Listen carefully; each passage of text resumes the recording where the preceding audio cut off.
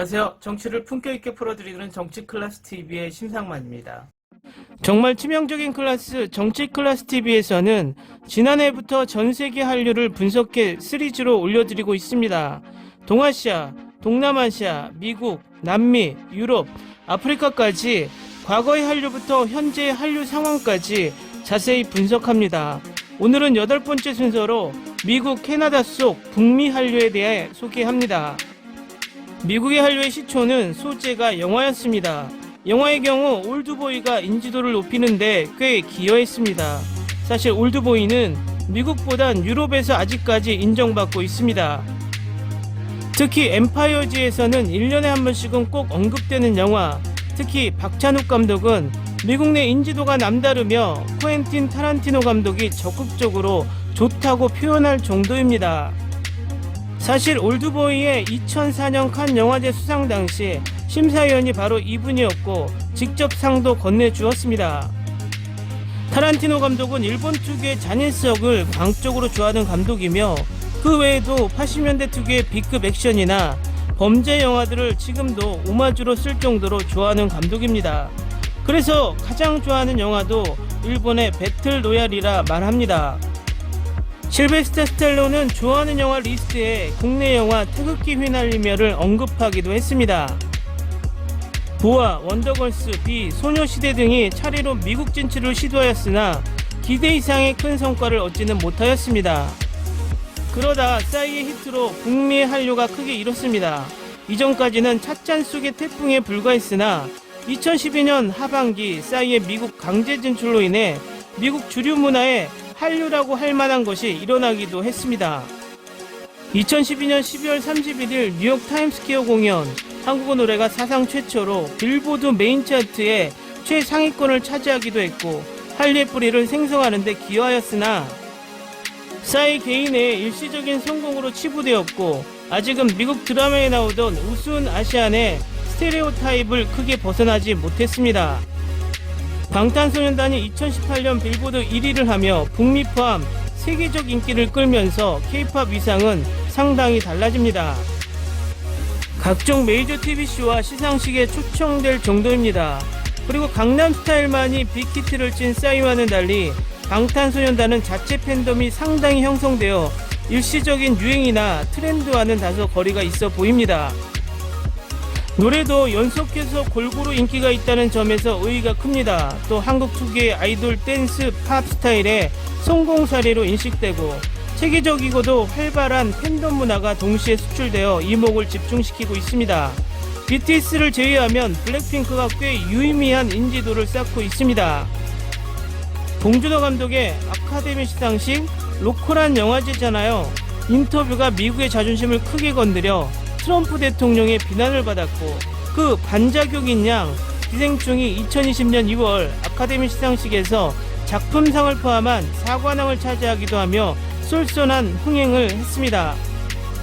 2020년 3월 이후 코로나 사태의 반지성주의로 잘 대처하지 못한 미국과 달리 의료 전문가들의 의견을 경청해 잘 대처한 한국이 대조되고 그리고 WAP의 흥행 등 선정, 마약, 총기, 이혼 등의 내용을 다루는 어두운 자신들의 문화에 비해 건전하고 긍정적인 메시지 한국 문화가 미국에 크게 울려 퍼집니다. 이 때문인지 2020년 미국 대통령 선거까지 반 트럼프 집회에 미국 내 K-POP 팬덤이 다수 참여했습니다. 정작 미국 내 한인들은 트럼프로 여론이 쏠렸던 것과 대조적 같은 해 한류를 타고 미국 마트들에서 한국 만두와 김치가 중국산 만두와 김치를, 한국 두부가 일본산 두부를 꺾고 미주 1위를 합니다. 이에 중국은 김치 왜곡 등 졸렬한 행태를 보입니다. CBC 방송국에서 2016년 시트콤 김씨네 편의점이 캐나다에서 드라마 1위를 합니다. 토론토를 배경으로 교포사에서 볼 수 있는 한인 이민자 가족의 이야기를 재미있게 담았습니다. 흥행에 힘입어 2018년 시즌2와 함께 넷플릭스에서 올려졌고 2019년 시즌3, 2020년에는 시즌4가 방영되었습니다. 이 드라마로 인해 캐나다 한인들의 위상이 정말 크게 신장되었으며 2017년 한 캐나다 무제한 통화 스와프도 체결되고 작중에서 아들 역할을 맡은 배우 시무 리우는 마블 영화의 히어로로까지 캐스팅됩니다. 다음은 블랙핑크 로제 싱글 앨범 소식에 관한 미국과 일본 두 가지 기사입니다. 로제 솔로 데뷔를 위해 블랙핑크에서 잠시 혼자가 되었습니다. 온더그라운드는 EDM의 영감을 받은 비트가 뒷받침된 생보컬로 화려함에서 한 발짝 물러났습니다. 이 가사는 로제의 어린 시절 집에서 노래와 피아노 연주에서부터 한국으로 날아오르는 비행, K-팝의 가장 큰 성공 중 하나를 형성하기까지 로제의 출세를 반영합니다. 뉴질랜드에서 태어나 호주에서 자란 로제는 한국에서 활동을 시작했음에도 불구하고 자신이 가장 편한 언어인 영어로 솔로 트랙을 녹음하는 선택을 했습니다. 싸이의 젠틀맨 이후 24시간 만에 솔리스트가 가장 많이 본 한국 뮤직비디오는 로제가 피아노를 치고 있는 로제를 존경하는 모습을 보여줍니다. 그녀는 특히 장면이 나올 때 실제로 가장 중요한 것을 돌보는 것의 중요성을 강조합니다. 온더그라운드는 로제의 데뷔 솔로 프로젝트인 R과 함께 본 트랙입니다. 한편 블랙핑크 로제가 중국에서도 폭발적인 인기를 얻고 있는 가운데 일본인들이 보인 반응이 눈길을 끌고 있습니다. 걸그룹 블랙핑크 멤버 로제의 솔로 앨범 R은 중국 최대 음원 사이트인 QQ뮤직 디지털 앨범 차트에서 3일간 1위를 유지하고 있습니다. 특히 솔로 앨범의 타이틀곡인 온더그라운드는 신곡 급상승 유행지수와 뮤직비디오 차트 등 QQ뮤직의 5대 차트를 휩쓸고 있습니다.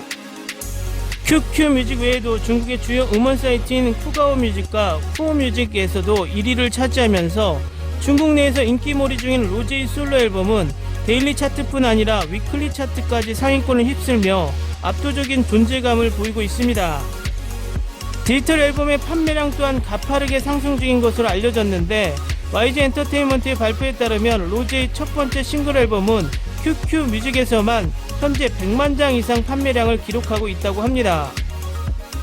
이 기사의 일본 댓글 반응입니다. 유감스럽지만 일본의 엔터테인먼트는 자니즈나 AKB48 그룹 등 전체 국내용, 엄격히 말하면 국내에서만 통용되는 자기만족의 세계, 개인적으로는 전혀 매력을 느끼지 않는다. 한국은 싫지만 엔터테인먼트의 본고장 미국에서 인기가 나오는 것은 확실히 J-팝 대신 K-팝이 편이라고 생각한다.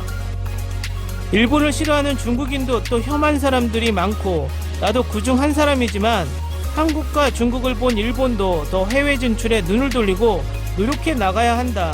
애니메이션의 세계도 아시아 다른 나라에 점점 힘에 부치고 있다. 일본인은 인구 감소 사이로 향후 내수만으론 안 된다. 해외에서 받아들여지는 것을 만들지 못하면 세계에서 존재감이 없어지고 점점 다양한 갈라파고스화가 진행되는 것이다. 엄격하게 말하자면 일본은 국내에서만 통용되는 자기만족의 세계라는 것. 아름답다. 국가라든지 관계없이 예쁘고 깨끗하게 생겼다. 개인적으로는 이제 J-팝에 전혀 매력을 느끼지 못한다. 단순하게 생각하는 것은 왜 지금 미국과 영국의 팝이 이렇게 침체하고 있는 거야? 한국의 음악은 미국의 음악 그 자체이지만 그렇다면 양국에서 비슷한 것을 만들어 국산의 음악을 들으면 좋다고 생각하지만 한국은 수출을 추구하는 노력이 이유인 것인지 어쨌든 블랙핑크도 인도, 아시아, 블랙 음악 등 모든 맛을 혼합하고 있기 때문에 팔리는 것이다. 시대는 이제 한국이구나 라고 생각합니다. 일본 그룹도 한국 쪽의 곡조나 외형, 지식이 없는 일본인은 생각하지 못할 정도. 블랙핑크 로제에 한정하지 않고 모두 대단하다고 생각한다. 일본의 아이돌은 조금 다른 노선으로 노력하면 좋겠다라고 생각합니다. 한국은 싫지만 엔터테인먼트의 본고장인 미국에서 인기가 많은 것은 확실히 J-팝보다 K-팝이 더 낫기 때문이라고 본다. 중국만이 아니라 일본에서도 인기가 많다. 그저 세계적인 스타일뿐. 노래 스타일 자체가 굉장하고 비주얼적인 면에서도 차원이 다르다.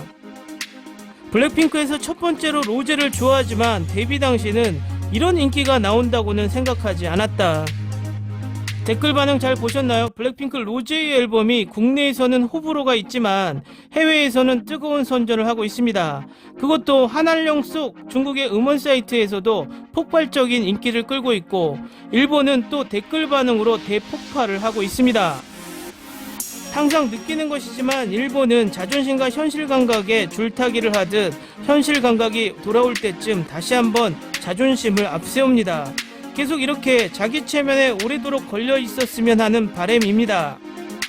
오늘은 북미 한류와 로제의 싱글 앨범에 관한 이야기를 했습니다. 내일은 남미 한류에 대해 분석해 드립니다. 많은 시청 부탁드립니다. 오늘은 여기까지 하겠습니다. 오늘도 강화된 사회적 거리두기 꼭 실천합시다. 여러분의 구독과 좋아요는 저에게 큰 힘이 됩니다. 항상 시청해 주셔서 고맙습니다.